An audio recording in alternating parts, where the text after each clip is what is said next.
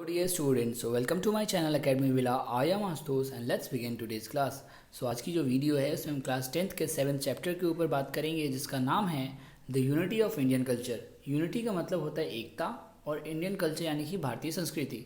तो भारतीय संस्कृति की क्या एकता है उसके बारे में हुमायूं कबीर हमें बताने वाले हैं अपने लेक्चर के थ्रू। तो चलिए शुरू करते हैं। Humayun Kabir was a famous poet, novelist, essayist and renowned political thinker. तो हुमायूं कबीर जो थे ना वो एक प्रसिद्ध कवि, उपन्यासकार, निबंधकार और साथ ही साथ जाने माने मशहूर राजनीतिक विचारक थे। He was a cabinet minister for scientific research and cultural affair during Nehru's prime ministership. यानी कि जब नेहरू जी प्राइम मिनिस्टर थे, यानी कि नेहरू जी के प्रधानमंत्रित्व में वो जो हुमायूं कबीर थे ना वो साइंटिफिक रिसर्च और कल्चरल अफेयर के कैबिनेट मिनिस्टर थे। यानी कि वो एक वैज्ञानिक शोध एवं सांस्कृतिक मामले में कैबिनेट मिनिस्टर थे। कौन? Humayun Kabir. An Oxford product, he had the proud privilege of being elected president of the Oxford university students union. यानी कि वो ऑक्सफोर्ड प्रोडक्ट थे, यानी कि ऑक्सफोर्ड यूनिवर्सिटी से पढ़े हुए थे। इस वजह से उनको मतलब गर्व था कि वो इलेक्ट हुए थे प्रेसिडेंट के लिए ऑक्सफोर्ड यूनिवर्सिटी स्टूडेंट यूनियन। होता है ना, स्टूडेंट यूनियन बनाया जाता है, तो ऑक्सफोर्ड कॉलेज में, ऑक्सफोर्ड यूनिवर्सिटी में जो स्टूडेंट यूनियन बना था ना उसके लिए, उसके प्रेसिडेंट पद के लिए उनको इलेक्ट किया गया था, है ना, चुना गया था। The present piece is an adapted version of Humayun Kabir's lecture delivered in Baroda university. कहने का मतलब है कि जो हम पढ़ने जा रहे हैं ना, यूनिटी ऑफ इंडियन कल्चर, ये एक तरीके से अडेप्ट किया गया है हुमायूं कबीर के लेक्चर से, है ना, जो उन्होंने बड़ौदा यूनिवर्सिटी में एक लेक्चर दिया था, वहीं से इसको पीस को लिया गया है, इस रिटन मटेरियल को लिया गया है। The lecture focuses on the glorious past of India's culture and it's rich heritage. यानी कि जो लेक्चर है जो हम पढ़ने जा रहे हैं वो किस बात पे फोकस करेगा, यानी कि किस बात पे केंद्रित है?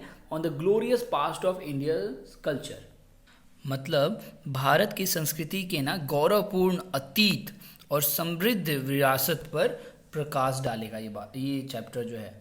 It precisely reflects Kabir's love and faith in the greatness of his motherland. और ये साथ ही साथ अपनी मातृभूमि की महत्ता में, है ना, महत्वता में कबीर के प्रेम और साथ ही साथ, है ना, जो हुमायूं कबीर है ना उनकी प्रेम और अपनी आस्था को संक्षिप्त रूप से प्रतिबिंबित करेगा, है ना। तो चलिए आगे बढ़ते हैं और पढ़ते हैं चैप्टर को। तो लिखा है कि till recently the Aryans were regarded as the earliest invaders of the land. यानी कि अभी तक, है ना, अभी तक ये था, हाल तक मतलब कह सकते हैं, अभी तक जो आर्य थे इस देश के सबसे पहले आक्रमणकर्ता समझे जाते थे। जो आर्याज थे ना वही माने जाते थे कि हमारी धरती पे सबसे पहले उन्होंने ही आक्रमण किया था। It was thought that they come to a country which was uncivilised. मतलब ये माना जाता है कि वे जब कंट्री हमारे देश में आए थे तो हमारा जो देश था वो असभ्य था और बर्बर देश से, मत नहीं, it was thought they came to a country which was uncivilised. मतलब वो ऐसे देश से आए थे जो कि असभ्य था और बर्बर देश था, ठीक है, and barbarian. But modern research has proved that there were invaders even before the Aryans poured into this land. लेकिन मॉडर्न रिसर्च यानी कि आधुनिक जो रिसर्च हुआ है ना, शोध हुआ, उसमें ये साबित हुआ है कि आर्य इस देश में दाखिल होने के पहले भी, मतलब आर्य के आने के पहले, आर्याज के आने के पहले भी यहाँ पर दाखिल होने के पहले भी आक्रमणकारी यहाँ मौजूद थे। पहले से दूसरे इन्वेडर्स थे। इन्वेडर्स का मतलब होता है आक्रमणकारी, ठीक है। तो they had evolved a civilization higher than that of the Aryan hordes who came in their wake. तो कहने का मतलब है कि आर्यास के पहले जो लोग आए थे ना, जो आक्रमणकारी आए थे, उन्होंने मतलब आर्य समूह से भी उच्च सभ्यता विकसित की थी, है ना, यहाँ पे higher civilisation than that of Aryan. जो आर्य जो आए थे ना उनसे भी अच्छी सभ्यता उनके पास थी। किसके पास? जो पहले वाले इन्वेडर्स थे यहाँ पर जो आए थे। चलिए आगे बढ़ते हैं कि this pre Aryans had displaced still earlier people and built up new civilization which has astonished modern scholars by its extent and depth। तो ये जो नए वाले आए थे ना, इन पूर्व आर्या यानी कि प्री आर्यंस, यानी कि जो अभी आर्यंस आए थे उनके पहले जो हम बोल रहे हैं कि पहले जो आक्रमणकारी आए थे, तो उन्होंने अपने से पहले के लोगों को विस्थापित किया, है ना, डिस्प्लेस यानी कि विस्थापित किया और नई सभ्यता बनाई, है ना, ठीक है। और उस नई सभ्यता बनाई जिसने अपने विस्तार तथा गहराई से आधुनिक विद्वानों को अचंभित किया है ना। एस्टोनिश्ड मॉडर्न स्कॉलर्स, अचंभित किया, एस्टोनिश मतलब अचंभित किया है, ठीक है। अब आगे पढ़ते हैं। The Aryan invasion repeated the process and led to fresh infusion of the old with the new. Invasion का मतलब बार बार मैं बता रहा हूँ कि आक्रमण करना। तो आर्यास के आने की वजह से, है ना, repeated the process and led to fresh infusion, यानी कि उन्होंने क्या किया ना, उस प्रक्रिया को फिर से दोहराई और पुराने को नए के साथ मिश्रण को उन्होंने बहुत ज़्यादा बढ़ावा दिया था। This continued with the successive inroads of fighting races who came to conquer but remain to lose themselves in the Indian racial cauldron. देखिए इसमें कुछ वर्ड्स है वो देख लेते हैं कि सक्सेसिव मतलब लगातार, inroads of fighting races who came to conquer मतलब होता है जीतना, एंड कॉल्ड्रॉन का मतलब होता है एक तरीके से देगची, है ना, वो हम कहते हैं ना जिसमें चावल बनाया जाता है, एक बर्तन, यानी कि देगची, यानी कि गहरा कोई बर्तन। तो यहाँ पे इंडियन रेशियल कॉल्ड्रॉन का मतलब क्या है कि यहाँ पे एक खाई है। भारतीय जो रेशियल यानी कि जो जाति वाली जो होती है ना, यहाँ पे बहुत बड़ी खाई है जात पात की, ऊंच नीच की। तो वही कह रहा है कि इन्होंने जो सक्सेसिव इनरोड रेस यानी कि जो प्रजातियों के लिए लड़ाई होती थी ना, कि लड़ाकू प्रजातियाँ जो विजय के लिए आई, किंतु भारतीय प्रजाति देगची में खो कर रह गए, उनके घुसपैठ जारी रहा। मतलब वो लोग आए थे जीतने के लिए, लेकिन वो लोग जो थे ना, यहाँ की जो ऊंच नीच वाली जो प्रजातियों का मामला पहले से ही लड़ाई का चलते रहता था, प्रजातीय देगची हमारी जो भारत की थी, उसी में वो खो के रह गए, ठीक है। अब दे रहा है कि the Greek invaders were followed by Shaka बोल देंगे, शक एंड हुन, ये प्रजाति का नाम है। तो the Greek invader were followed by Shaka and Hun and 100 other nameless tribes. Nameless मतलब बिना नाम के, अनाम, ट्राइब्स मतलब प्रजातियाँ। कहने का मतलब है कि ग्रीक आक्रमणकर्ताओं, है ना, ग्रीक आक्रमणकर्ताओं शक और Hund's and hundreds of other nameless tribe, मतलब सैकड़ों अनाम प्रजातियों से पछाड़ दिए गए। कौन? जो ग्रीक इन्वेडर्स थे ना, इनको ये जो प्रजातियाँ थी शक और हुन और बहुत सारे अलग अलग प्रजातियाँ, इन्होंने ग्रीक प्रजाति के जो आए थे लोग आक्रमण करने, उनको पछाड़ दिया। They all appeared on the scene as victors मतलब विजेता। तो सभी जीत गए, जो भी ग्रीक के अलावा जो थे लोग सभी जीत गए, ग्रीक पर जीत हासिल कर ली। But were soon absorbed in the ranks of the vanquished. Vanquished का मतलब होता है कि आप जीत लिया जाना, है ना। तो कहा जा रहा है कि वे लोग तो जीत गए, शक और हुन्स ग्रीक पे जीत गए, लेकिन जल्द ही सून, है ना, absorbed in the ranks of vanquished, soon जल्द ही वो भी किसी के द्वारा जीत लिए गए, ठीक है, उन पे भी किसी का शासन होने लगा। Today what ever is Indian, whether it be an idea, a word, a form of art, a political institution or a social custom is a blend of many different strains and elements। यानी कि आज की बात करें तो आज जो भी भारतीय है, जहाँ चाहे यह एक विचार है, चाहे एक शब्द है, चाहे एक कला का कोई भी रूप है, कोई राजनीतिक संस्था है, या फिर कोई सामाजिक प्रथा है, अनेक भिन्न भिन्न शक्तियों और तत्वों का ये हमारा देश मिश्रण है, ठीक है। In spite of this derivation from many sources and the consequent varieties of forms and types, we find a remarkable unity of spirit informing Indian culture throughout the ages। मतलब in spite of, इसका मतलब होता है के बावजूद, यानी कि कहने का मतलब है कि अनेक स्रोतों और रूपों और प्रकारों के परिणत विविधता से प्राप्त परिणामों, कंसिक्वेंट मतलब यहाँ पे है ना, many sources and consequent variety of forms and type we find a remarkable unity of spirit। यानी कहने का मतलब है बहुत तरीकों से, अलग अलग तरीकों से हमने बहुत सारे परिणाम भोगते हैं, है ना, सभी युगों में। उसके बावजूद भी हमें क्या हुआ है कि सभी युगों में we find a remarkable unity, कि सभी युगों में हमें क्या मिला है कि खास एकता पाई है सभी लोगों ने। जो भी हमारे यहाँ आक्रमण करने आते थे वो देखते थे कि यहाँ देश में बहुत ज़्यादा अखंड एकता है, तो इस वजह से क्या होता था, वो हमेशा अपने मुंह की खा पड़ते थे जो भी हम पे जीतने आते थे, ठीक है। तो in fact it is this underlying unity which is one of the most remarkable feature of Indian culture. कहने का मतलब है कि यही जो हमारी एकता है ना, इसी के वजह से, है ना, रिमार्केबल, ये हमारा भारतीय संस्कृति की एक तरीके से कह सकते हैं प्रमुख गुणों में से एक है। क्या कि हमारी संस्कृति में सबसे बड़ी चीज़ क्या है कि हमारी एकता। ठीक है। In volume and duration no civilisation can bear comparison with the civilisation of India. कहने का मतलब है इन वॉल्यूम मतलब आप कह सकते हैं कि भूमि के मामले में, और इन वॉल्यूम मतलब होगा मात्रा। वॉल्यूम का मतलब हो गया मात्रा, एंड ड्यूरेशन मतलब समय। तो मात्रा और अवधि में कोई सभ्यता भारत की सभ्यता के साथ तुलना का वहन नहीं कर सकता है। मतलब भारत सबसे बड़ा अखंड भारत कहा जाता है इसलिए ना, तो इसकी तुलना नहीं की जाती है मात्रा और अवधि में कोई सभ्यता के रिगार्डिंग। ठीक है। एंड अब फिर आगे बात की गई है कि इसमें चाइना की बात की जा रही है ना, कि संभवतः चीन के अपवाद के साथ है। मतलब चाइना भी एक ऐसा है जो अपने पहले के कल्चर को बहुत अब फॉलो करता है अभी भी। The area of the land, the number of the people, the variety of the races and the length of the India's history are hardly repeated elsewhere. कहने का मतलब है जो जमीन का भूभाग का जो एरिया है ना, the number of the people, यहाँ की जहाँ पॉपुलेशन है इंडिया की जो जनसंख्या जो है, the variety of the races, यहाँ पे जो अलग अलग तरीके के यहाँ पे जो प्रजाति के लोग रहते हैं, and the length of the India's history, और जो हमारे इतिहास की जो लंबाई है ना, मुश्किल से कहीं और किसी देश में दोहराए गए होंगे, है ना। हार्डली रिपीटेड, हार्डली मतलब मुश्किल से।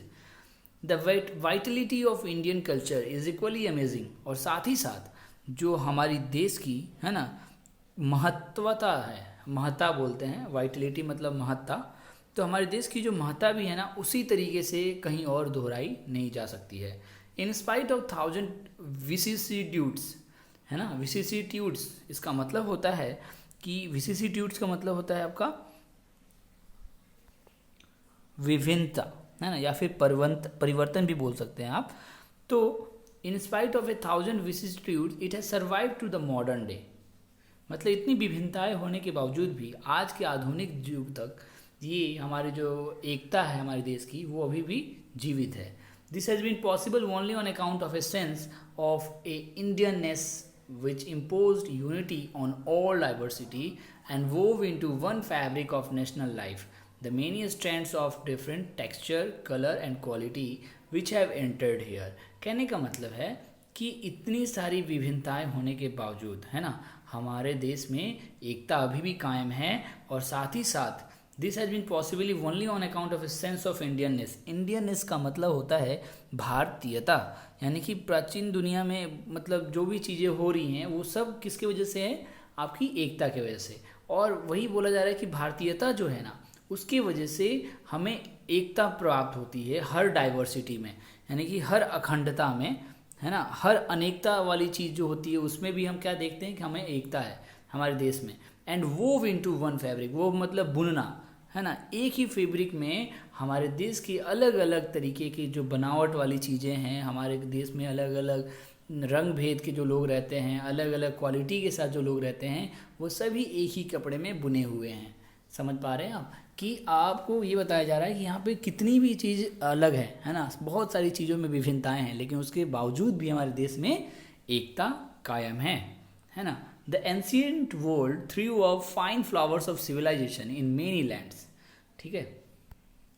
कहने का मतलब है कि जो प्राचीन दुनिया है ना उसने अनेक देशों में सुंदर सुंदर फूल बिखेरे हैं, with the exception of India and China. लेकिन इंडिया और चाइना अपवाद में है, यहाँ पे नहीं बिखेर पाया उसने। यानी कहने का मतलब है अलग अलग देशों में जो वेस्टर्न कल्चर की चीज़ें यूटिलाइज होती है, लोग दूसरे देशों की चीज़ों को फॉलो करते हैं, इंडिया में वैसा बहुत कम है और चाइना में भी कम है। क्यों? क्योंकि they are all dead and गोन।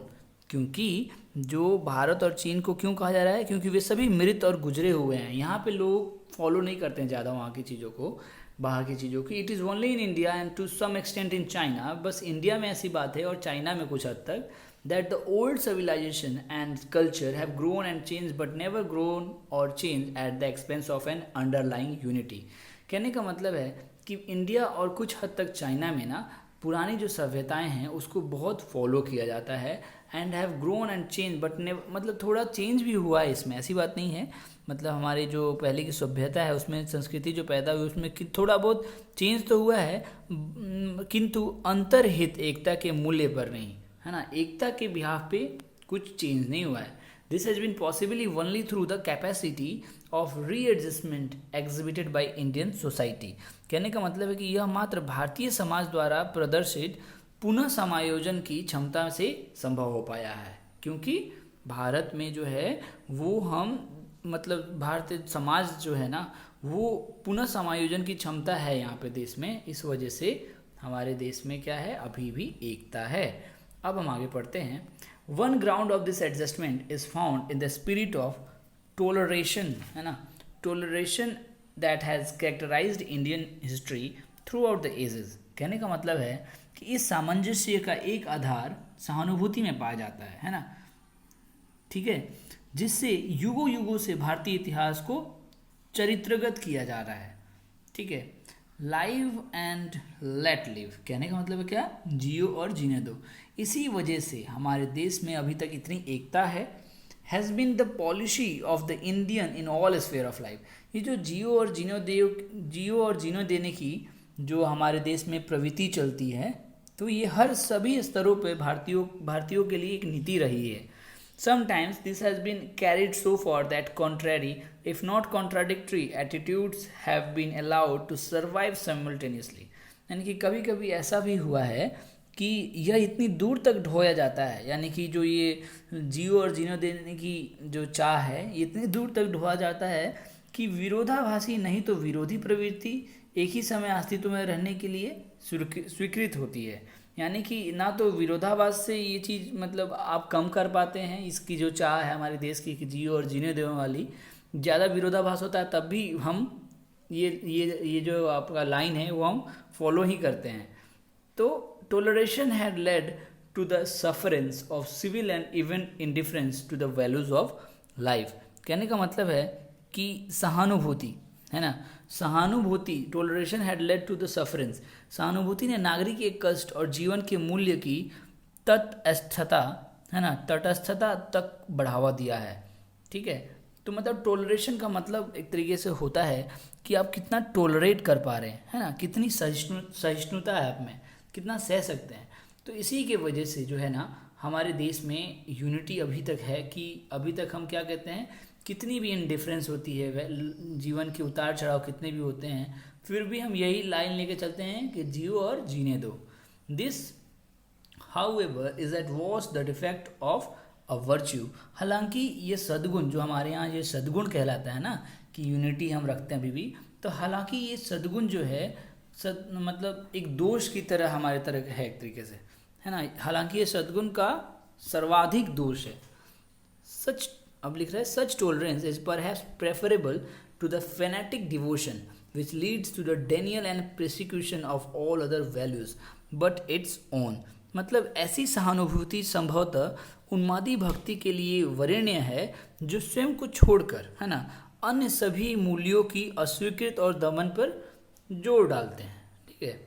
अब आगे पढ़ते हैं कि through out the changes of Indian, है ना, history, we therefore find a spirit of underlying unity which informs the diverse expression of its life. But the unity was never a dead uniformity, a living unity never is. कहने का मतलब है कि भारतीय इतिहास के संपूर्ण परिवर्तन में हम लोग इसलिए एक अंतर्हित एकता की भावना पाते हैं ना, क्योंकि जो इसके जीवन के विविध भावों को सूचित करता है, किंतु एकता कभी मृत एक रूपता नहीं थी कभी। जीवित एकता कभी नहीं मरती है। कहने का मतलब है कि लिविंग यूनिटी नेवर इज, माने कभी भी मरती नहीं है। Unity and universality must belong to any culture that is true and vital, है ना। कहने का मतलब है कि एकता और जो सार्वजनीनता है किसी संस्कृति के साथ होना चाहिए जो सत्य और महत्वपूर्ण है। Now culture is a concept which can not be simply और यूनिटरली डिफाइंड। कहने का मतलब है कि जो संस्कृति जो है ना ऐसी धारणा है जो सरलता से या फिर एकात्मकता से परिभाषित नहीं हो सकती है। There is no single character or mark which can be regarded as the essence or distinctive feature of culture. मतलब ऐसी कोई विशेषता या फिर कोई चिन्ह नहीं है जो संस्कृति के सार या फिर खास गुण के रूप में माना जा सके। It is always a complex of many strands of varying importance and vitality. यानी कि यह भिन्नतापूर्ण महत्व और महत्ता के अनेक धागों का एक तरीके से मिश्रण है. If we attempt to differentiate between culture and civilization of life, which makes civil society possible, culture, on the other hand, is the resultant of such organization and expresses itself through language and art, through philosophy and religion, through social habits and customs, and through political institution and economic organization.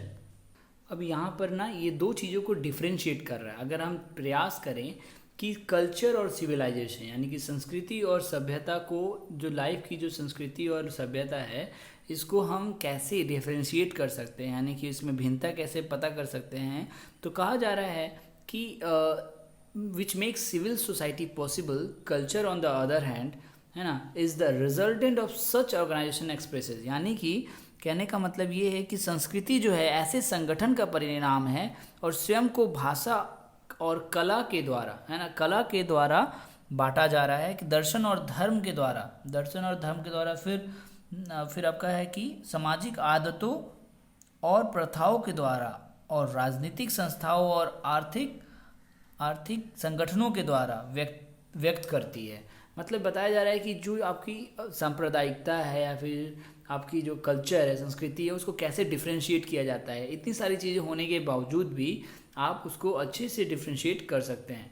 Note one of them is separately culture but collectively they constitute the expression of life which we describe as culture. कहने का मतलब है कि उनमें कोई अलग से संस्कृति नहीं है, किंतु सामूहिक रूप से वे जीवन की अभिव्यक्ति बनाते हैं, जिसे हम संस्कृति के रूप में बखान कर रहे हैं. Culture is the efflorescence of civilisation. यानी कि जो कल्चर है, यानी कि जो संस्कृति है ना, उसको बोलते हैं फूलना खिलना. इसको एफ्लोरेसेंस मतलब फूलना खिलना. तो culture is the efflorescence of civilisation. यानी कि जो संस्कृति है सभ्यता का स्फुटन है, यानी कि खिलना है. Civilisation is the organisation of society which creates the condition of a culture. मतलब ये क्या, सिविलाइजेशन यानी कि सभ्यता जो है वो क्या करती है, तो सभ्यता जो है ना वो समाज का संगठन है जो संस्कृति की दशा बनाती है ना. There can therefore be no culture without civilisation. कहने का मतलब है कि बिना सभ्यता के कोई भी संस्कृति नहीं बनाई जाती है. But there may be civilisation which have not yet developed their culture. बल्कि मतलब लेकिन कुछ ऐसी भी सभ्यताएं हैं जिन्होंने अपनी कल्चर यानी अपनी संस्कृति अभी तक नहीं बनाई है. Perhaps what is more often the case is that there are civilized people among whom only a small section has achieved culture. यानी कि देखा जाए तो प्रायः ऐसा होता है, कुछ केसेस में ऐसा पाया गया है कि there are civilized people among whom, मतलब कुछ सभ्य लोग हैं जिसके में कुछ स्मॉल सेक्शन, कुछ हिस्सों के जो लोग हैं उन्होंने कल्चर को अचीव कर लिया है. मतलब कम ही लोग हैं, कुछ सभी लोगों में से कम ही लोग जो हैं वो उन्होंने संस्कृति को धारण किया है. We have therefore had and still have races and nation that are civilised. और भी है, but except for India we have not yet any nation or race that could be regarded as cultured in all its section and classes. For here in India culture is almost as extensive as civilization. मतलब कहा जा रहा है कि हमारे देश के जैसा कोई भी जो रेसेस एंड नेशन यानी कि कोई भी ऐसा राष्ट्र नहीं है जो कि इतना सभ्य माना जाता है. ठीक है, we have not yet had any nation or race that could be regarded as culture. जितनी संस्कृति हमारे यहाँ फॉलो की जाती है उतना कोई और देश में भी नहीं किया जाता है. हर पहलुओं में देखा जाना तब भी हमारा देश जो है सब चीज़ में आगे है. मतलब सभ्यताओं को लेकर, संस्कृति को लेकर सब में आगे है. For here in India culture is almost as extensive as civilisation. यानी कि भारत में जो है संस्कृति ही लगभग सभ्यता की तरह ही विस्तृत है. अब पढ़ते हैं कि the experience of European countries gives us cases of civilisation without culture. यानी कि जो यूरोपीय देशों का अनुभव हमें बिना संस्कृति के, बिना सभ्यता की स्थिति बताता है ना. In India, on the other hand, even the casual tourist has observed that the difference between the masses and classes is not one of quality and can be explained in terms of information and opportunity. यही कहा जा रहा है कि यहाँ पे तो एक अगर नॉर्मल टूरिस्ट भी आता है ना, तो वो ये देख के डिफ्रेंशिएट करके बता सकता है कि जो मासेज यानी कि जो लोग हैं या फिर वर्ग हैं उनके बीच डिफ्रेंशिएट करके आप ये बता नहीं सकते कि यहाँ पे अखंडता है, मतलब यहाँ पे यूनिटी नहीं है, ऐसा नहीं है। और आप ये भी कर सकते हैं and can be explain in terms of information and opportunity. और ना ही आप गुणवत्ता का नहीं और ना ही सूचना और अवसर की सतह पर भी आप स्पष्ट नहीं कर सकते इस बात को कि यहाँ पे यूनिटी नहीं है। It is often otherwise in Europe there the difference in quality between the masses and the classes is at times so great that it has shaken the faith of the most fervent of democrats। मतलब अभी इसको compare करके बताया जा रहा है कि Europe में देखा जाए तो इतना मतलब उनके बीच में अंतर था ना, जन सामान्य और वर्गों के बीच गुणवत्ता में इतनी अंतर थी कि उसने सर्वाधिक उत्साही लोकतंत्रवादियों के विश्वास को भी हिला दिया था, है ना। तो एक तरीके से हर चीज़ में आप देख रहे हैं, हर एस्पेक्ट्स में, हर पहलू में भारत की जो एकता है वो हमेशा जीत हासिल कर रही है। The remarkable phenomenon can be explained only in terms of the unity and continuity of Indian culture. कहने का मतलब है कि जो विशिष्ट घटना मात्र भारतीय संस्कृति की एकता और निरंतरता की शर्त पर बताई जा सकती है ना, कि कंटिन्यूटी ऑफ इंडियन कल्चर यानी कि भारतीय संस्कृति की जो निरंतरता है ना, उसके तर्ज पे हम बोल सकते हैं कि हमारा देश कितना मतलब यूनिटी भरा हुआ है। Unity is in one sense the common characteristic of all culture, यानी कि common characteristic of all culture, हर एक संस्कृति की जो आप लक्षण देखना चाहते हैं वो आपको किससे दिख सकती है, यूनिटी में ही, है ना, एकता में। What specially distinguishes the culture of India is it's unbroken continuity, है ना, कि जो व्हाट स्पेशली डिस्टिंग्विशेस मतलब होता है पहचान करना। तो ये कह रहा है कि मतलब आप किस तरीके से भारत की कल्चर यानी कि संस्कृति को पहचान सकते हैं, तो वो है अनब्रोकन कंटिन्यूटी यानी कि अटूट निरंतरता, है ना। Here there have been no violent or sudden breaks but on the contrary a steady growth and extension of culture which has gradually permeated every class and section of society। तो कहने का मतलब है कि यहाँ पर ना कि कोई प्रचंड या फिर आकस्मिक विखंडन तो नहीं हुआ है, बल्कि संस्कृति का सतत विकास जरूर हुआ है, उसका विस्तार जरूर हुआ है, जिसके वजह से समाज के हर एक वर्ग में ना, हर एक वर्ग और हर एक खंड का क्रम से मतलब सेक्शन वाइज फैला हुआ है। तो इस तरीके से ये चैप्टर ख़त्म होता है और आशा करता हूँ मैं आपको ये चैप्टर अच्छे से समझा पाया हूँगा। फिर भी अगर कोई क्वेरी है प्लीज़ मुझे कमेंट सेक्शन में लिख के बताएं और मेरे चैनल को ज़रूर सब्सक्राइब करें और अपने दोस्तों से शेयर करें। तो तब तक के लिए स्टे होम स्टे सेफ, मिलते हैं नेक्स्ट वीडियो में। Thank you.